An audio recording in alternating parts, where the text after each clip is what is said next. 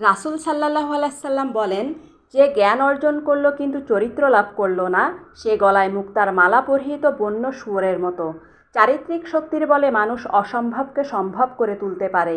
চরিত্রবান হতে হলে মানুষকে আত্মবিশ্বাসী এবং আত্মনির্ভরশীল হতে হবে।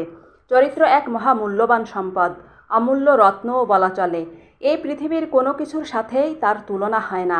সমগ্র বিশ্বের বিনিময়েও তা কেনা যায় না। বলা হয়ে থাকে, বিদ্যা অমূল্য ধন। এই ধন কেহ নাহি নিতে পারে কেড়ে। এ বিদ্যাও চরিত্রের তুলনায় নগণ্য। বিদ্যার মূল্য ততক্ষণ যতক্ষণ তা চরিত্র গঠনে ও রক্ষায় সহায়ক হয়। আমাদের মধ্যে একটি বিশেষ চারিত্রিক বৈশিষ্ট্য পরিলক্ষিত হয়। যার কাছে আমাদের স্বার্থ আছে, তার সামনে তার গুণ কীর্তন করে তাকে আকাশে তুলি, আর তার অগোচরে তার 14 পুরুষের শ্রাদ্ধ করি। আসলে আমাদের মধ্যে কিছু অসামঞ্জস্য আচরণ লুকিয়ে আছে।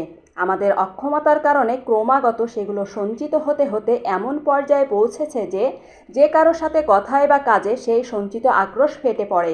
এতে করেই বোঝা যায় যে আমাদের শিক্ষা আমাদের চরিত্রকে বদলাতে পারেনি, শুধুমাত্র আমাদের অহংকারের জন্য আমরা সেটা বুঝতে পারি না।